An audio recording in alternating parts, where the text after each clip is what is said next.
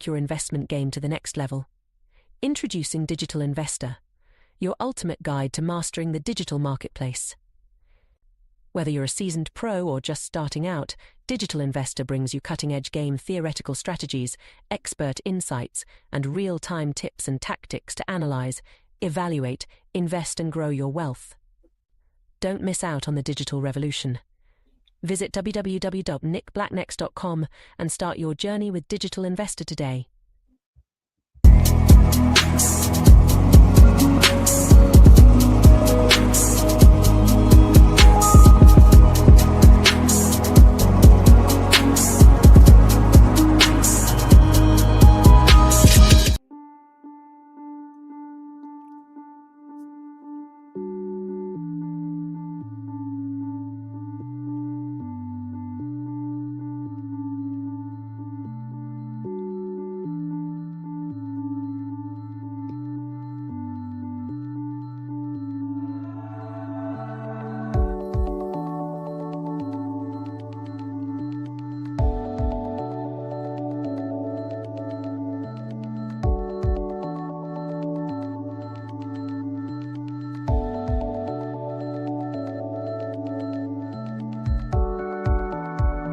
All right.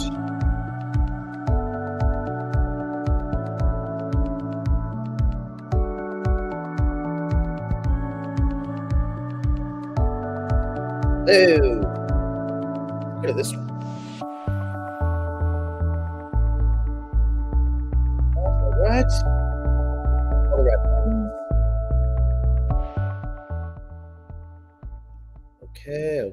Okay.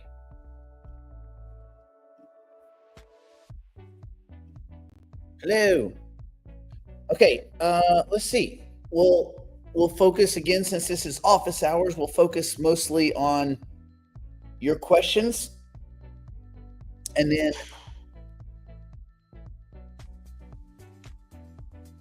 give me 1 second, because I know what Kitty just did. She's attacking this little Indian charm that my friend gave me. Hold on.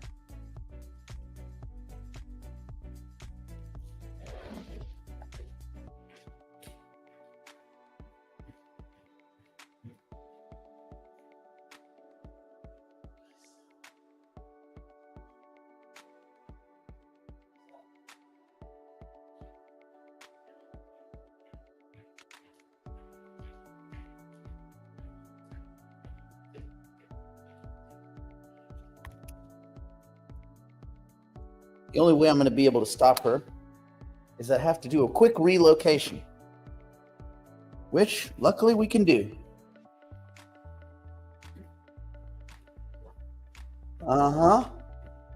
You little troublemakers.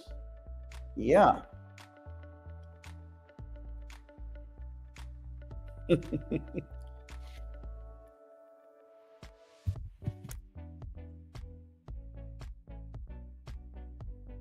Let's see if the troublemakers want to be on screen.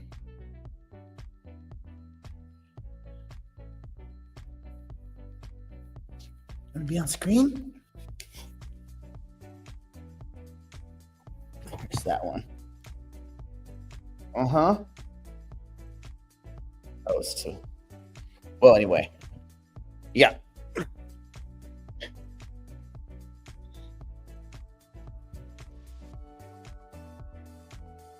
All right. We'll give this another go.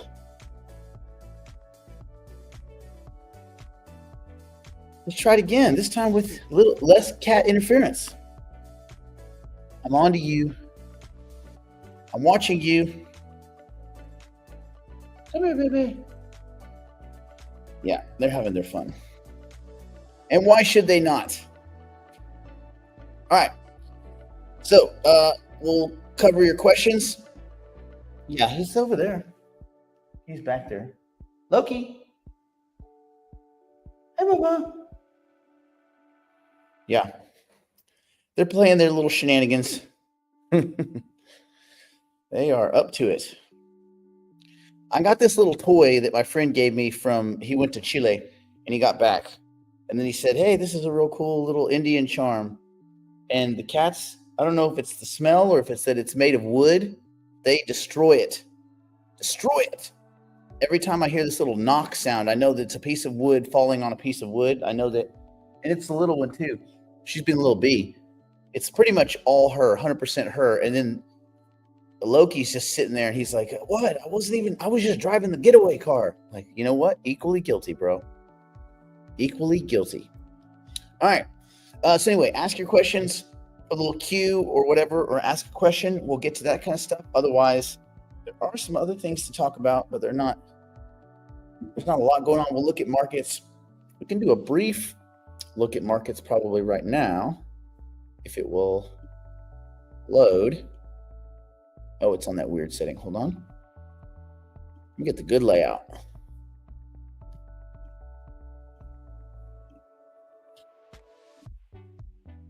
Let's see what's going on. Oh, okay, Bitcoin's having an okay little day, isn't it?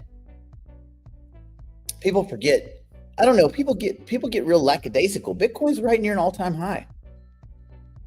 I mean, it's a difference between $1.19 and $1.2250. So when you hear these people saying 200, 250K, remember that, this time last year it was down by it was 78% lower. Well, that's not exactly true. It's 78% up. That wasn't 78% lower. That's because math doesn't work that way. But yeah, it's almost a double of where it was. And there were times last year, as you guys remember, where we were in the 30,000. I bought Bitcoin last year at 37,000 or 38,000. I still have the picture on my watch. It was when Brandon and I went with me and Brandon and his wife went to the Getty Museum. Yeah. Anyway, fun times. Okay. Yes. Yeah. That is a good announcement. So why don't we talk about that? Let me make a little change up here. Let's go here. Okay, yes. We'll get to that one first. So the SEC chair says Ethereum is not a security and praises its pivotal role in digital currencies. What a difference a year makes. Remember last year how awful everything was regulatorily and how Elizabeth Warren and Maxine Waters, people listen to those scumbags? I can't say Maxine Waters is a scumbag, but I can definitely say Elizabeth Warren is a scumbag. A little lining her dirty ass pockets scumbag. Just not to the same degree as Nancy Pelosi, but every bit as scummy and dirty. I thought she was above it, but apparently Brandon showed me that she is not above it. Anyway, but what a difference a year makes, right? Just think about a year ago. Just think about all the crap we were dealing with on a regular basis from all these idiots. Okay, so let's get through this article and then Chris will knock this one out. Okay, that'll be our next one. Okay. At King, not acting, at King said, it's encouraging to see the markets embrace assets such as Ethereum, noting that this provides a good future for development. Remember, Tom Lee came out yesterday. I think he was on CNBC on Squawk Box, and he said that he thought it was a very fair range from $5,000 to $15,000 Ethereum, just based on these kind of base layer arguments. He said, on the news blurbs that I watched, 15,000 was his high range. I've seen other people say that he gave a range from 5 to 30,000. I mean, in a world where we print money all the time, nothing is impossible, but that's not where I would probably do my mathing. I think, to me, 5 to 7,000 has seemed reasonable. Yeah. Anyway, Securities and Exchange Commission Paul Atkins told CNBC Squawk Box on July 21st, which is ayer, that the agency has stated informally, more than formally, that Ethereum is not a security, but deciding whether to hold the token in treasury reserves is up to companies to decide. Right? Well, he's saying we're not going to punish you or go after you if you hold Ethereum as a treasury asset. Kind of like people are doing with Bitcoin. So you have Bitcoin treasury companies, which those are terrible companies that just say we're Bitcoin treasuries, and somehow people give them more money because they don't want to buy their own Bitcoin. Okay. If people are that stupid, then by all means, go ahead, give them your money. You want to pay $2 for 68 cents worth of Bitcoin? Go for it. Atkins added that Ethereum is a very key component for a lot of other digital currencies and is encouraging to see the market embracing assets such as Ethereum. Further stated, and I think that provides a good future for development. Sure. So on this idea, this notion of corporate treasury pivots into Ethereum, his remarks come as companies are tapping Ethereum to their treasuries and even swapping other crypto for Ethereum in some cases. Kathy Woods, the good cat, the Kathy that knows how to invest, not the idiot Kathy that always attacks people and years later looks really stupid. Kathy Woods of ARK Investments, they actually dumped a bunch of, let me see if I can get this right. I need to get that note right, but they dumped a bunch of Bitcoin exposure or Ethereum exposure. Let me see if I can find that article real quick. I hear you. Oh, he's knocking over trees. Loki. Sometimes if I say his name, he'll think I'm all knowing. Really, I'm just all hearing. Dang it. I can't find it's an Ethereum play that she made that's pretty big. Bitfarms. Is it? No.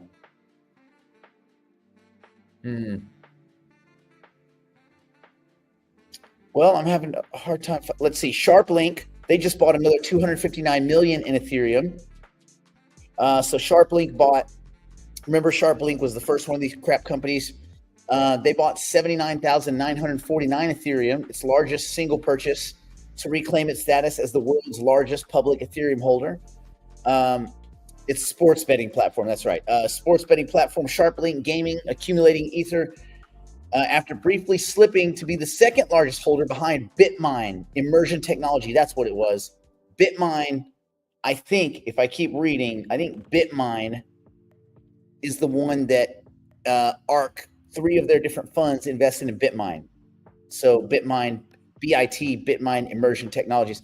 SharpLink acquired a record-breaking amount of Ethereum for the company the past week, ending on Sunday, reporting a purchase of 79,949. Why didn't they just get 80,000?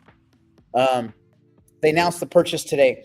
The acquisition was completed at an average Ethereum price of 3,238. It's pretty good. Totaling about 258.9 million. So they've already done pretty good on that. The new purchases followed another 49 million buy announced last Monday, bringing SharpLink's total Ether holdings to 360,807 Ethereum, worth about 1.3 billion at current market prices. Ether accumulations. This is kind of heating up.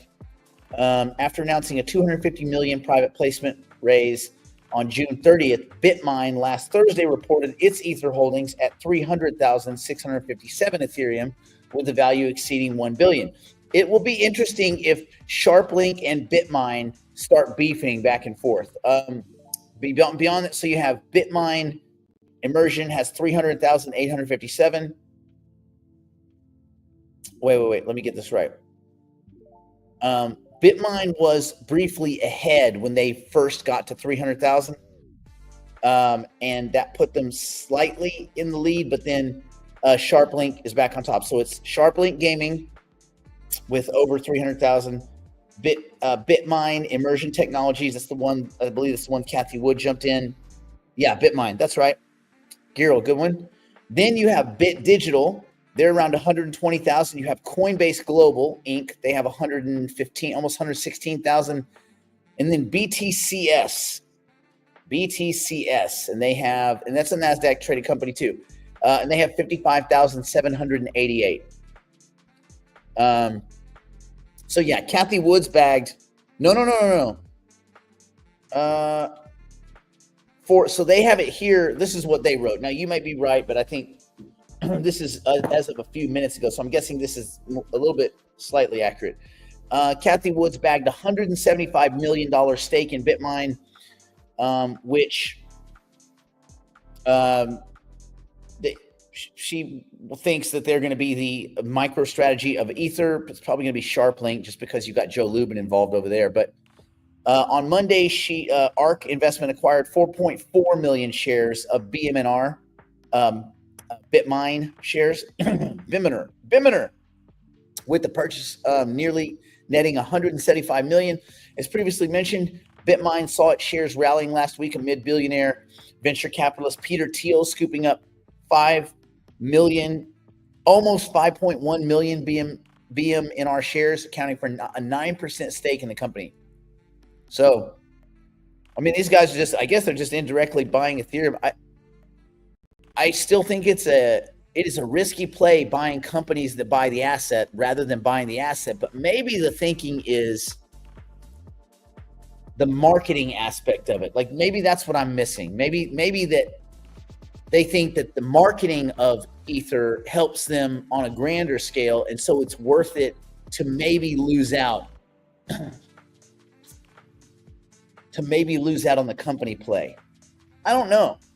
I don't know why people would buy a company that has exposure to an asset instead of just buying the asset. It's always been weird to me. It doesn't make any sense. You don't get dollar for dollar. I'm just not sure. I don't know. Something doesn't make sense. There's a step missing. Step 1, company adds Ethereum. Step 2, step 3, stock goes straight up. But step 2, something's not right. I don't know. But then, markets behave irrationally for a long time. There's no way to, by definition, if it's irrational, then you can't make sense of it. As previously mentioned, so you got Peter Thiel involved. According to TradingView data, Bitmine shares posted monthly gains of over 700%. It doesn't make any sense. It just makes no sense. Okay, let's get to some questions. Oh, that's right. Let me just talk about real quick, since we're talking about Ethereum, let me just go over the whole SharpLink, Bitmine, Joe Lubin, Tom Lee, this whole thing. So Bitmine Immersion Technologies, formerly known as Sandy Springs Holdings, was legally formed in 2019, establishing its operations as a Bitcoin mining and hosting company using immersion cooling systems. On June 30th, they appointed Fundstrat founder and manager, the big crypto bullish guy, Tom Lee, as a board chairman to lead its Ethereum corporate treasury. SharpLink, this is the Joe Lubin one, which was also founded in 2019, operates a performance-based marketing company servicing the iGaming and sports betting sectors. There can't be any money in that company. The company pivoted towards building a corporate Ethereum reserve in June of 2020, so 2 months ago, last month, immediately earning the title of the world's largest public holder of Ether, SharpLink Ether. SharpLink's Ethereum move came soon after it closed a $425 million private placement led by Consensus. I'm guessing that was most of their money. So this is Joe Lubin coming on board. Joe Lubin pushing a bunch of money from Consensus. They got a lot of money. Consensus is like who built MetaMask. And then they tapped Joe Lubin as their chairman. So you can think of it as SharpLink has Joe Lubin steering the ship, pro Ethereum, and Bitmine. Bitmine has Tom Lee, who is now more pro Ethereum, steering the ship. And they've both been appointed on. So I would not expect them to stop. I don't think this is going to stop anytime soon. Yeah. So we'll see. It's going to be pretty interesting. So we'll see where that goes. Okay, let's jump into this question. Do you think 130? Well, I don't know. When you say by the end of the year, do you mean that will it have touched it throughout the year? Sure. It could touch it this week. That's the thing. I don't know. I don't even know why I cleaned these. They don't do anything. I guess I don't know. I don't know what the year would end at because it's impossible to kind of guess what the holiday season is going to look like. Last one was great. Remember, last December was freaking awesome, but that was post-election and all that. I don't think a lot of the things that were in the way of the crypto space exist anymore. They're just gone. And with this regulation that passed, I mean, you want to talk about muted. Operation Choke Point is dead. Gone. See you later. Bye. No more Gary Scumbag Gensler. Maxine Waters, praise her heart. And, thief, corrupt ass Elizabeth Warren, they are silenced. They mean nothing now. I mean, they mean nothing. Now, I will say that one of their arguments was interesting. They're kind of funny. They take the opposite. They really intellectually pick the wrong fight every time. Like, if you look at the way you would argue against crypto, you don't argue the criminality of the crypto, because if people are using crypto to move dollars, then dollars is the problem. It's like getting mad at the piping. If someone's piping drugs through they have a pipe system and they use like drugs, they push it through these pipes. It's not the pipes that are illegal. It's the fucking drugs. That's the problem. So, like, they make pipe arguments. They make the wrong arguments. There are intellectual arguments against crypto. They're not very good ones, but you could try to steel man their arguments. But one thing that came up, which was funny, is they're anti stablecoin, but they're pro CBDC. Only at a certain point, it's the same thing. So their arguments, again, all these anti-CBDC things, I think that's a little bit too far too. Oh, they'll have monitoring. Crypto has monitoring. You can see every transaction that's ever happened in real time. You can trace all of them. Ain't no secrets in crypto. Oh, they can use Tornado. They can use any of these mixers. Yeah, and you see the transactions go to mixers, and you see the person you think is sketchy receive a bunch of weird, disparate transactions that equal, the money that went missing. Wow. It is amazing. It doesn't matter if someone takes $10 and goes, hey, go mix this, and then they get $9.9 back. They haven't fooled anyone. You see, that's not being clever. But the CBDC argument, I guess there's an argument to be made that Tether is a CBDC. They can freeze transactions. We're going to get into it. That's going to be the second part of our little discussion here, is basically, isn't Tether already a CBDC? Haven't we already arrived at everyone's worst fear? And no one seems to really care all that much until their money gets frozen because they're corrupt. Problem is slippery slope. What happens when your money gets frozen and you're not corrupt? What happens when the Elizabeth Warrens of the world have enough voice that they can step on transactions in the same way that they stepped on funding for banks like SVB and First and all those that went down, where they actually actively went out and communicated to lenders, don't lend these guys money. They crashed those banks. Elizabeth Warren helped crash those banks. She should be in prison. At the very least, she should be indicted. Oh, no, I was just doing what's best for the government. Scumbag. Anyway, so let me reduce this back. But most of their shit is gone. It is useless, muted, doesn't exist. So then you say, okay, well, what is the sky's the limit argument for Bitcoin this year? It wouldn't be outside the realm of possibility that Bitcoin could catch a double from here. Remember, the numbers are getting so big right now that it doesn't take much. A 5 trillion a 10 trillion market cap in Bitcoin is dust. Look at all the money that's gummed up in stupid ass old gold. Not rare, not unique, hard to move, hard to transport, difficult to verify, completely inundated in the paper markets and the synthetic markets. There's way more paper gold than physical. If you bought all the ETFs of gold and traded it in, there's not enough gold. You can't. I mean, below ground there is, but not above ground. Just isn't. So could Bitcoin get squeezed up to 200, 250K? I think very easily. So 135, that's nothing.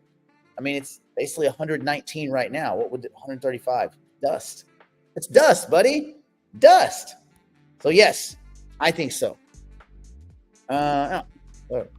Get through these. Hello. It's okay. Mary, you're all right to be late. You can go back and just push the play button again. You're going to be fine. Okay. Ping pong balls keep our cats happy and busy. Oh, yeah, but God. Ping pong balls banging across wooden floor. I have wood floors. The whole house is wood floors. All. Except in the basement, and that's tile. Again, also not a place where you want ping pong balls, unless they have squishy ones, like soft, quiet ping pong balls. Okay. Are there any good, solid companies that are investable that are also adding Bitcoin? Yeah, I don't think so. I haven't seen any. I have not seen any. Maybe Tesla, when once they figure out, are they a robotics company? Are they are they AI? I don't know what's going on. Maybe Tesla. I don't know of any other quality companies that have Bitcoin, because right now the stigma is, in order to have a Bitcoin reserve, it's because you're a crap company. Because all of the real companies, the problem with it is, like, take your top 6 or 7 companies. Let's forget Tesla for a second. Let's just take all your top companies, your mags, right? If they add Bitcoin, it's an admission to the street that they don't think that they're good fiduciaries, or it's to say that buying Bitcoin for them is admitting failure in a sense. It's saying, kind of like when Cardano added Bitcoin to their treasury. It's a failure. It's an admission that Charles, if you woke him up at 3 a.m., doesn't really believe in his own project. Period. Straight up. He can say what he wants. He can say it's for DeFi. He can say it's all bullshit. Charles does not believe in his own company.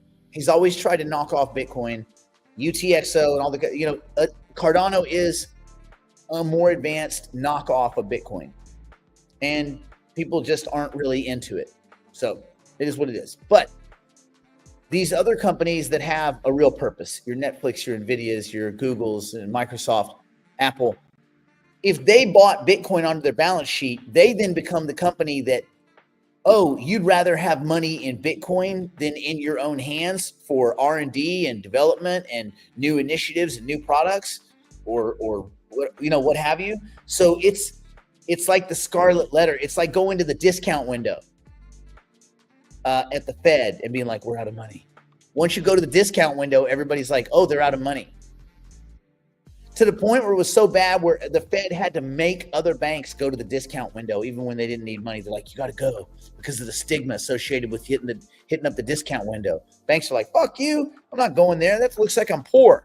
That's like going to the soup line. I don't have any food, man. Give me some food. I'm not hating on soup lines. They're very great, but I'm just saying. Banks don't go to the discount window, and real companies don't put Bitcoin on their balance sheet, even though they probably should. They can't. It's too embarrassing. It's an admission of failure. Yeesh. So there you go. Yeah. When we ape in, we're degens. When institutions ape in, they're innovators. Unless it's Bitcoin. If they ape into Bitcoin, it's because they failed. Okay. Tony, on stable coins, do you see this turning into fractional reserve assets eventually as well? And would you consider them safer than FDIC secure bank accounts? Well, I mean, no, I don't see them safer than FDIC insured bank accounts. I don't know how you would be safer than FDIC insurance unless you had insurance. Are stable coins going to hold more dollars than banks? Yes. So are they probably structurally safer? Yes. But if the FDIC insures something, even if the FDIC, well, not even if, when the FDIC runs out of money, the U.S. government would step in, the Treasury would print, and they would fund it. Period. It doesn't matter how much money the FDIC, it doesn't matter how many currency units the FDIC has in their books, in their balance sheet. The U.S. government will de facto come in and support them on anything that happens. FDIC could have $1 billion and $17 trillion worth of banks could fail, and the Treasury would step in and they would print every effing dollar and they would pay all of it back. Because if you let anything FDIC insured fail, then the whole thing fails. All of it immediately. So you can't let any of them fail. So in a sense, any bank at all that has FDIC insurance, any bank is protected. But banks don't hold 50% of their assets in treasuries. I mean, they do hold a lot of treasuries, but they don't hold 50% of those dollars as treasuries. They probably, of the dollars that a bank lends out, they probably have maybe $1 for every $10 to $12. Maybe. I bet it's less. But they might have $1 on 10. At least stablecoin companies will have 50 cents on $1 or $5 on 10. That's the way I look at it. The FDIC would be better. They would probably be better insuring stablecoin accounts as long as the audits are legitimate. The problem is someone's going to cheat the system. There's going to be an auditing scandal. There's going to be a scam. There's going to be one of these stablecoin companies there's going to be a Do Kwon type character or a Novogratz. Again, Novogratz is an idiot. He's not a crook, but same difference. Whether it's Do Kwon or Novogratz, it's the same difference. If these guys, through malice or idiocy, lose your money, they still lost your money. There's going to be a scam in one of these stablecoin companies where the auditing is bullshit and they don't have the reserves and a coin is going to break and it's going to go to zero. The U.S. and then the Maxine Waters and the Elizabeth Warrens will be like, I told you so. And then there'll be enhanced stablecoin regulation and enhanced reporting and enhanced auditing. I think it should be straight $1 for dollar. I think in order to run a stablecoin, 100% of your reserve should be in treasuries. Why is it 50%? 100%. Because at least at that point you'd be able to pay back the dollars for the dollars. So I don't know. I don't know how these stablecoin companies are going to make a lot of money. Most of them will do it as a way to retain clients, because you could have, like, imagine the Amazon dollar, where your Amazon dollar, I promise you this will happen. You're going to see something where once Amazon releases their AUSD or whatever, USDA, like the beef, AUSD, let's say. That's not the name of it. But let's just imagine. Amazon US dollars, Walmart US dollar, WUSD, Woosties. And Amazon or Walmart say, hey, this Friday, your dollar's worth $1.05. What? Yeah. From Friday till Sunday, your dollar on Amazon your AUSD is worth $1.05. Hell, it's worth $1.10. Oh, shit. You see? You can start incentivizing use of your stable coin with little shenanigans, perhaps. It's the same thing as a 10% discount, but it looks, wow, my dollar has more buying power. I'm winning. This is the opposite of inflation, bro. Think about all the cool things you can do. So yeah, there's gonna be some cool stuff happening. Not all of it's good, but it's gonna be cool. Okay. Let's say. Gold miner stock, all 14 freeway beating Ethereum, BTC by 2x. But one has nothing to do with the other. You realize that crypto is not competing with gold, right? And if that's in your mind, your thinking is wrong. They're just two different investments in the same way that NVIDIA is not competing with Bitcoin or Ethereum or gold or Netflix or Tesla or Google or Microsoft. You know that, right? Those are all different sectors. One has nothing to do with the other. I would urge you, though, if you're a big gold fan, to go ahead and extend back, because if you don't give a timeline, your numbers are fake. Go back to 2010, and I want you to tell me how gold and gold miners have performed. They've done fucking nothing. How do I know? Because I'm in the gold business. That's where I came from. I promise you, I can out-gold you. It's done nothing. It did nothing for a fucking decade. Nothing. That's why I gave up on it. In like 2016, I was like, I'm done. 6 years into nothing. Remember, gold hit 18, almost 2000 in that big 2010 to early 2011 run with QE and all that. Silver hit almost $50 an ounce in 2010. Gold just got past it. Gold did nothing for 14 years. So if you want to make your arguments about this versus that, you want to go look at the price of Bitcoin in 2014 and then come back on that math? You want to go look at the price of Ethereum in 2014 and come back on that math? No, you don't. You don't want to got to use the real math. Don't just cherry pick the moments you like. That's what we call a straw man argument, and that is a very poor intellectual argument. Okay, Trump seems to be against of the CB part, central banks. Oh, well, I mean, business people are not fans of central bankers. Central bankers are idiots. It's a bunch of PhD economists that they haven't really reacted they haven't been in the real world. Most of these people they've never run a business. They've never had employees. Other than their scumbaggy, Fed employees. They've never dealt with running a business or being an entrepreneur. They're just armchair quarterbacks. They're academics.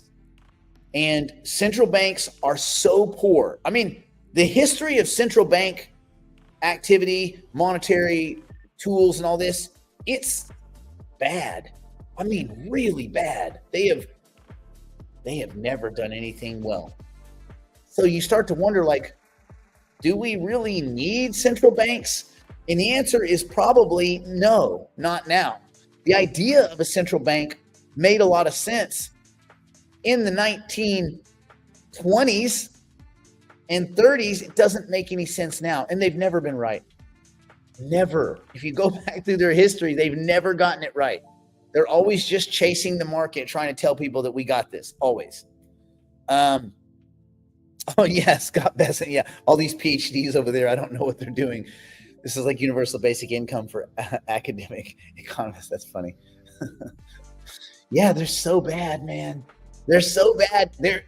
They are embarrassingly bad. It's uncomfortable how bad they are at their jobs. And you wonder, like, aren't you guys embarrassed being central bankers?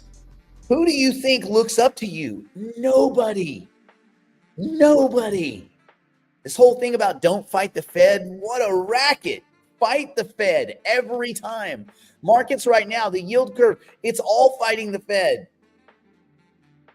Rates are going down even as the Fed holds. Just look at swap spreads, interest rate swap spreads. It's telling you, negative spreads are telling you that everyone else in the world thinks you are stupid, Jerome Powell and cronies. I mean, Jerome catches the brunt of it, but he's not the only one making those decisions. It's the entire group. Matter of fact, Jerome Powell could be pro cuts, and everybody else, he's not, but he could be. And he can get outvoted. That's the way it works. Board of Governors. but they're all so bad. They're so bad at their jobs. Even Bernanke, and listen, Bernanke was an academic and he was an economist, but he was more along the lines of like a Milton Friedman until he went to the Fed, and then he became a fucking idiot. Not because he became an idiot, but because he towed the party line. I think he just said, this is what we got. If this is what we got, then I guess I'll do my part. I'm going to do my part. The only good bug is a dead bug. Remember that? Starship Troopers. Yeah, so he towed the line. So Bernanke, who was a pretty clever dude, he just fell in line and became a scumbag central banker because they realized it's all performance theater and zero action. They don't deal in real money. Other central banks do. They just it's just that interest rate control doesn't make a difference, right? Adjusting interest rates after the fact doesn't make a difference. People go where they make the most money. That's common sense, right? If you're a bank, it doesn't matter what the Fed does. What are you going to do? Are you going to lend into a bad market where those loans are going to go bad? You're not going to get paid back? No.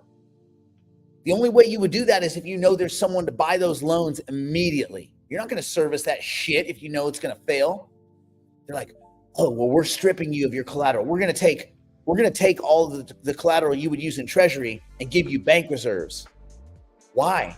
So that you go out and make loans. I don't want to go out and make loans. That's why I have all these fucking treasuries in the first place.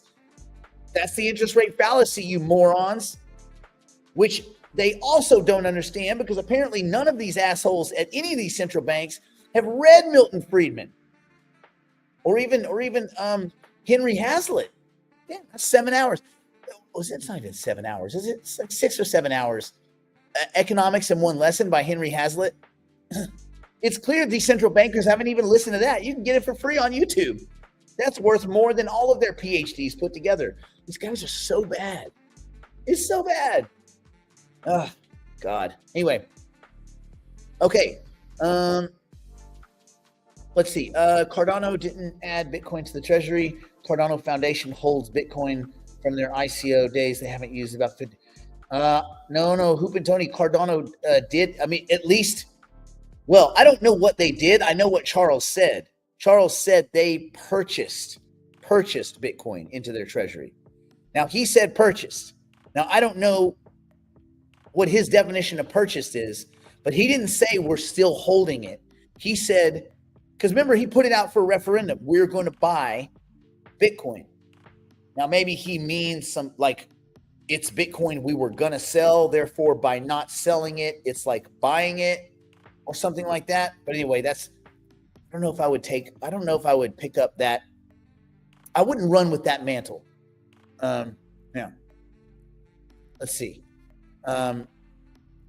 Okay, cheap viewer. Oh, cheap viewers. Do we need cheap viewers? I don't know if we do. Oh, he already left. It's funny. Yeah. Okay.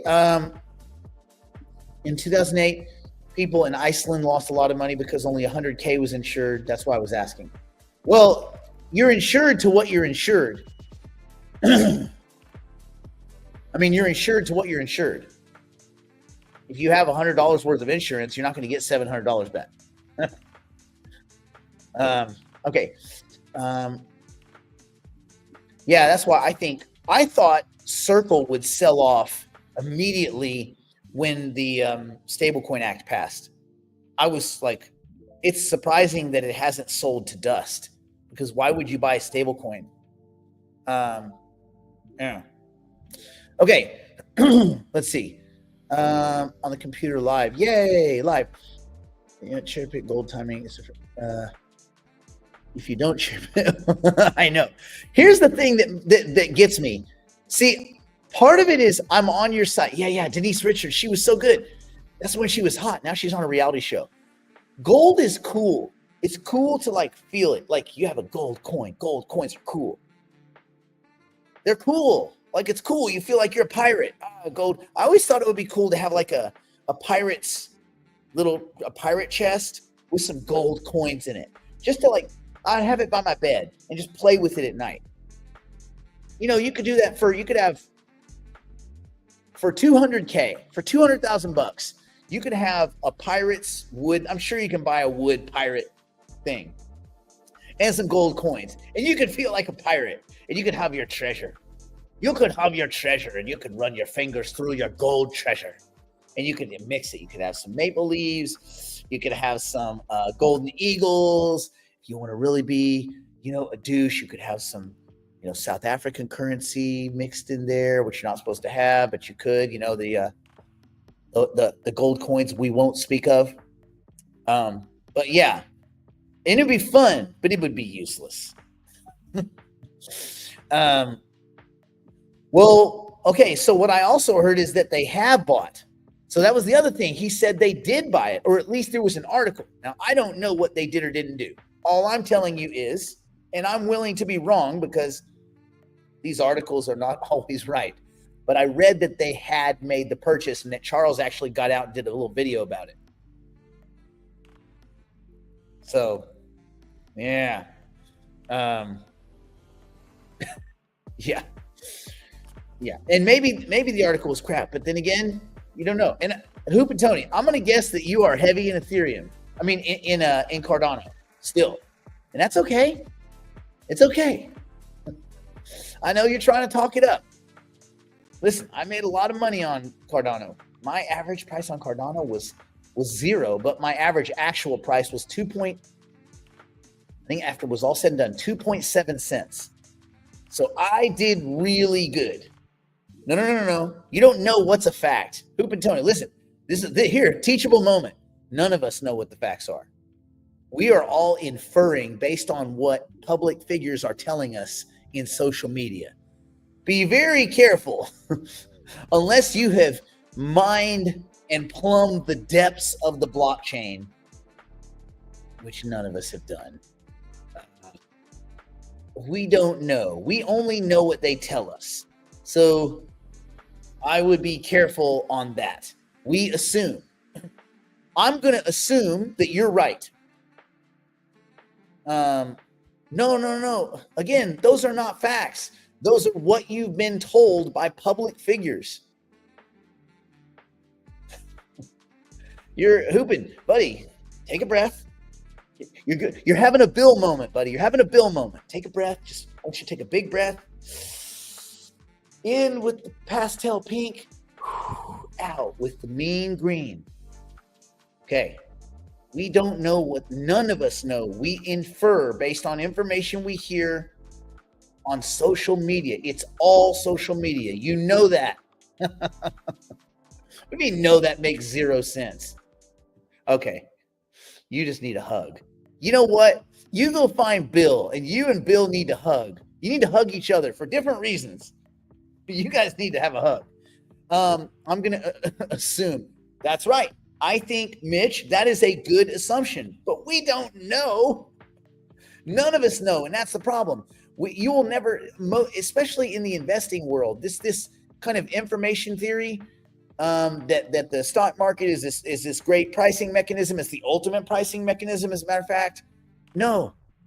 All we know with certainty is the last price of an asset. Everything else is inference. Everything else is inference. And again, you can keep going on and on about this. You don't know what people own in private wallets. You just don't. And you don't know what their motives are. And you don't know where leverage lies. None of us know any of that. If we knew these things, FTX wouldn't have collapsed. Three Arrows wouldn't have collapsed. What was that? BlockFi wouldn't have collapsed. Voyager wouldn't have collapsed. Luna wouldn't have collapsed. UST wouldn't have collapsed. Celsius wouldn't have collapsed. You want me to keep going? We can do this all day. Okay. Thoughts on silver? I mean, silver is a good Ethereum argument, right? Silver is much more industrial. Oh God, Hoopin, stop. Let's move on to something else. Okay, thoughts on silver. It's an industrial metal. It's valuable in a lot of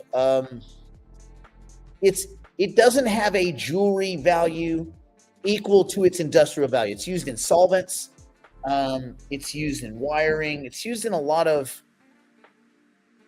core infrastructure purposes. It's not as sexy as gold. It doesn't have, again, it doesn't have that kind of hoarding jewelry component. A lot of silver gets lost in process, meaning a lot of silver gets thrown away because it's just a lesser value. I think as silver becomes more expensive over time, people would go back. Like, I think people will go back and actually mine old dump sites, where they make the dump sites and they bury them over and all that kind of stuff. And they'll like dig it out, they'll put a bunch of trash and they'll bury it. I think people will go back and mine those with robots and then like chemically mine those sites, because there's going to be a lot of precious metal in there, stuff like that. Yeah, $39, which again, go back to 2010. Give me that price. It's like $49. Still hadn't even reached that. So long. So yeah, silver, not super exciting. Doesn't look cool in a treasure in your treasure trove box. Doesn't look very cool. But is it used a lot more than gold? It's used way more than gold. Way more. But that's not always enough. As an investment, absolutely not. Let's see. Would you explain how do we earn rewards automatically once you swap via Ethereum to wrapped Ethereum? Well, not just wrapped Ethereum, wrapped staked Ethereum. WSTETH. Matter of fact, it's on here. See the Ethereum price? 37.21. See the wrapped stake Ethereum price? 44.86. Okay. Let's look at the 1 year. 10.25 and Ethereum for the 1 year, 7.31. You see that 3% difference? That's because about 3% a year, 3 to 4% a year is getting cooked in. The wrapped stake Ethereum price goes up. Even if the price of Ethereum stays flat, the wrapped stake Ethereum price is going to go up between 3 and about 3.7% a year, every year, because of staking.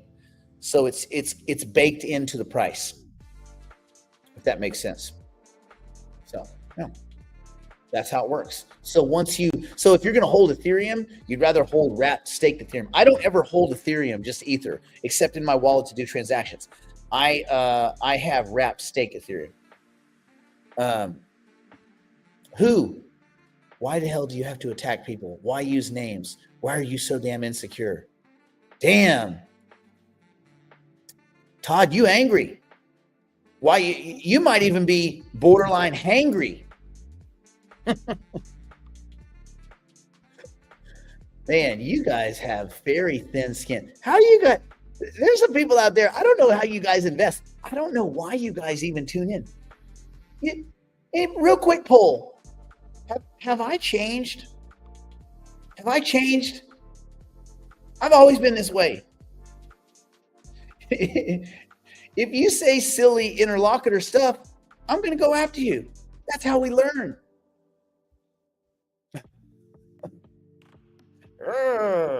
People mad as hell. How do you invest? How do you make it through an investment if you get so angry? If a chat group, if an online show on YouTube can make you this angry, how on earth do you manage investments? Impossible. You guys got to have a thicker skin. You have to be like a lazy-eyed psychopath to be good at investing. Because when I see these kind of like little kind of angry out of the thing, oh God, guys, calm down, breathe. If you can't deal with this show, you cannot deal with these markets. But if you can, maybe. Let's see. New solid state batteries will use 20 times more silver than today. Yes, I was in the battery argument. Listen, I'm with you on the silver, the idea of the investment thesis. But silver is a contrived market. So is gold. So are diamonds. They're contrived markets. The price you see on silver is not the real price of silver. It's that gold miners, they start throttling back as prices go up. So it's a fake market. And the battery argument, I used to agree with it. I thought this years ago. I thought the battery argument's a great argument for silver. It's just not. Because technology will change, and we don't know, 18 to 36 months, maybe, but we've been making that argument for a decade. We've been making the same argument for a decade. I agree with you about the argument. I don't disagree with the argument. I agree with the argument. Right now, batteries are going to use a lot more silver than they do today. Maybe. You know where all the silver technology, where all the advances are? It's in these guys, these tiny batteries. That's where the real silver advancement is coming. It's not in the cars. The cars are basically using big sloppy versions of what we got in our watches and our phones. That's where the real testing is. And we don't know what AI is going to come up with, or AGI, as far as silver. Yes, no, silver has a lot of, I'm not saying silver is not awesome. It's just not awesome, in my opinion, as an investment. And there's probably a lot of reasons why still the silver market is kind of not where it should be. But these are contrived markets. They're all, and you guys are right. What you're saying is, I think, correct. For many reasons, silver is not, these are not accurately priced markets. They're just not. But if that's the case, as an investor, right, unless you guys are starting your own military, or you're going to, unless you're going to build your own mining company, or you're going to build a production facility and factory for building batteries, do you really want to invest in something where you know it's, the numbers are cooked, they have their thumb on the scales, there's cheating going on all the way from the military contractors to the government, all the way on down to the miners themselves? Do you want to be in that market where there's no visibility? It's too risky. And again, if you like it, listen, I'm not telling you what to invest in. If you like it, invest in it. Do it. Invest in it. But you got to be able to sleep at night. Kai in the house. So you guys got to be able to do whatever you want. You know, you're not going to well, you shouldn't do this. Like I listen, there's a couple of guys I listen to a lot. The Jeffrey Gunlocks and all that kind of stuff. I like those guys a lot. I don't necessarily take their investment advice. I just like listening to people that have had a lot of success. If they've had a lot of success, I want to hear what they have to say. I want to try to wrap my mind around their thinking. Remember that show Heroes, and the one main bad guy was Simon, and his superpower was being able to take other people's superpower? That's the best superpower you can have. Wars require a lot of silver. I think wars require a lot of things, and I don't think you're going to make money hoping for war, hoping for silver to spike. Again, what you're saying is factually true, but does it make it investable? That's the thing I think. That's the thing I think you guys want. I want you to think about thinking. Okay. Yes, these things that you brought up are all to an extent probably true. All of them. Yeah, but that was last week. That was Friday morning. That was my only fasting day. And I didn't drop any more F-bombs than usual. It's just that someone brought up Jerome Powell, and then Brandon highlighted how dirty Elizabeth Warren was. You can't throw me a double whammy like that and expect me not to take swings at it with a baseball bat named Lucille. Get it? That was a Walking Dead reference. Lucille, baseball bat with the nails in it. Come on, people. Anyway,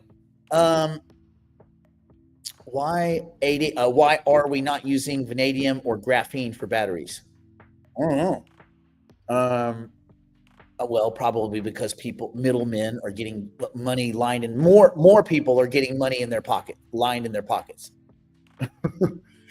Contrived, faked, forced, not real, thumbed, artificial, false, faux. Yeah, contrived, not real. Yeah. Cheated. Let's just say cheated markets. Yeah, I don't know. I mean, all those metals will go up to an you would think they would go up as money is printed, but they didn't. This is the problem. The one asset that should have performed almost as a direct corollary to inflation, which is gold, it didn't. It just didn't. Look at how many US dollars have been printed. If you want to be one of those M2 guys, whatever, which M2 is not a good measure, but if you want to look, whatever your measure of money is, M2, M3, M4, whatever, all the money, put all the money on the table. That pile has gone up faster than the relative price of gold and silver. And that shouldn't be the case if they were true inflationary hedges. So then you go, okay, well, they're not inflation hedges because they sat dormant for a decade. Okay, well, that's not what I want out of my inflation hedge. If I have to wait 15 years for the inflation hedge to pay off, I'd rather be in another inflation hedge, right? Even if it's indirect. Yeah, but it doesn't matter. You're missing the point. Yeah, all this stuff is manipulated. Every market is manipulated. Anytime someone buys and sells, there's a little bit of manipulation. If you buy a lot, it's a lot of manipulation. If you buy a little, it's not. When prices go up, it's not manipulated. When prices go down, there's manipulation. That's what we say. That's so that our emotions can steer us away from any personal liability for having made an investment. We were right, but they screwed us. Yes, 100%. The diamond market is the scammiest, most bullshitty market.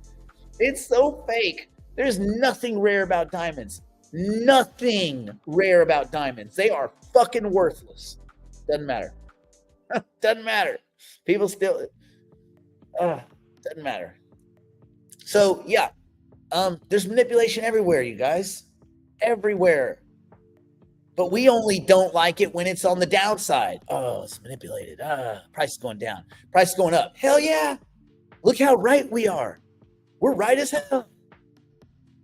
I forget what the personality type is. There's different personality types. One of them is like, there's one where, I think it's mine, where when there's an expected level of performance, and therefore winning is basically the baseline. Anything below winning is a fail. Winning itself is barely not a fail. It's just like, that's the minimum expectation is performance. And anything below performance is a fail. And anything above it's not, you just overperform. Well, great. It makes it where you're good at making money, but you're bad at really enjoying it. You know what? I'll take it. You guys want to be this one. You want to be this one. If you want to shift your personality, winning should just be the baseline. That should just be that's like treading water and staying alive. Winning should be like treading water, just the minimal amount of effort. The minimal amount of exuberance, appreciation. But winning ain't for everyone. And I think when you start buying into manipulation arguments, even when you go down that path, you start thinking about that. Silver, extra special, absolutely makes no difference. When you see that, you say, I'm not messing with that market. I'm just not going to do it. Just get it out of your head. Go on to the next market. Do I think the crypto? Absolutely. It's manipulated all over the place. Are you willing to absorb the amount of manipulation? And do you think that it's being manipulated up or down? I guess that's your question. I mean, you can go with the flow. If the trend, it's pretty clear that there are big powers at play behind the scenes that are goosing up the price of Bitcoin and Ethereum. And they will continue doing it. Probably forever. It's an infinite money machine if they play it right. So, do I think it's fair? I don't think the word fair even makes sense. I think that is a fake word. What the fuck does fair mean? Fair doesn't exist in the universe.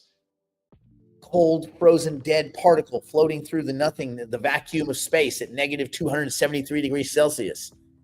It's not unfair or fair. It just is. I think fair is a silly human concept. Therefore, I think getting frustrated about humans manipulating things for their own benefit is also silly. Just find a market where you're willing to accept it.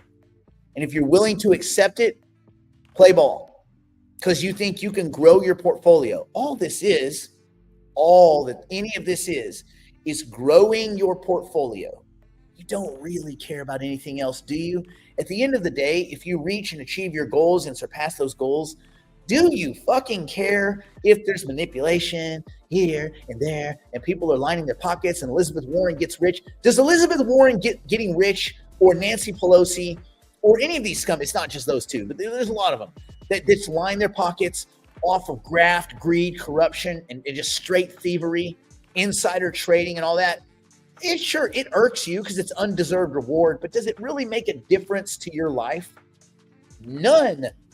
It makes no fucking difference. None.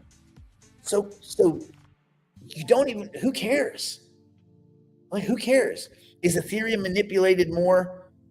Maybe. And who knows in what direction? Maybe it was manipulated down.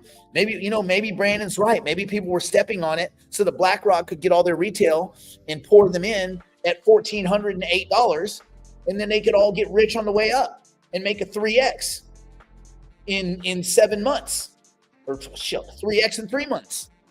I don't know. Is it outside the realm of possibility? No. Is it manipulated more than silver? I think silver is highly manipulated. But I don't care. I don't trade in the silver market. And in the Ethereum market, I'm willing to absorb whatever. It's part and parcel to investing. People are going to do what's best for their pocketbooks. You guys know this. I was thinking last night, this will be my final thought today. I'm kind of, the way I think about investing is this faucet theory. This faucet theory. I'm formalizing this, but my early thoughts are, there is a faucet, and out of the faucet is money created out of thin air. I mean, just an anomalous thin air creation by banks lending into existence, by central banks faking into existence, and by treasuries printing into existence. And now, of course, it's not really real printing. It's touching a button. But creating currency out of thin air by legal means, okay? We call this running government. So, and then you have the fiscal policies, right? Taxing and building and things like that, right? Fiscal policy. And then you have monetary tools, monetary policy, which none of that works. So we don't even have to really think about monetary policy because it's fake. But you have fiscal policy. But here's the faucet. It turns on and money is sprayed out. Currency units are sprayed out. If you want to make it in investing, you got to get as close as you can to the faucet. And you have to create some arbitrage right there. I mean, it's very high pressure right there by the faucet, right? It's very low pressure out by the street. But you know what? It's in that stream is where the inflationary effects take place, right? So as close to the faucet as you can be, as close as you can possibly be is the key. And if you can make a little piece as close to the faucet as possible, before everybody out in the street is being showered with post-inflationary currency units, watered down currency units, less viable, less currency units with less buying power, with less utility. So you have to get near the faucet. The closer you can be near the faucet, the better. And yeah, I think it's a great statement. They're all manipulated. Accept it. Consider what are the drivers behind the manipulation, and act appropriately. You know what, Sean? Your final thought is better than my final thought. So that will be the final thought of the day. Sean nailed the final thought. Okay, on that note, stay in school. Don't do drugs. Don't do anything my parents all drunk. Sugar meth grandmother wouldn't do. We'll see you tomorrow. Brandon will be back. We'll hear how his bike ride went. Sounds pretty fun. And we'll rock and roll. And otherwise, options people, I'll see you in the markets. Hoop and Tony, that was a good intellectual battle. I like some good intellectual battles where people don't get their feelings hurt. Those are fun. We can have some fun battles, but you guys that get your feelings hurt, I want you to go take some maybe water aerobics classes, go do some yoga, go slip on your Lululemons, go do some yoga, or what's the new one? Viore. Those are the new Viore's the new Lululemon. Go get you some yoga, relax, and come back when you're ready to man up. Put your big boy pants on, get into the investments. All right. We'll see you guys tomorrow.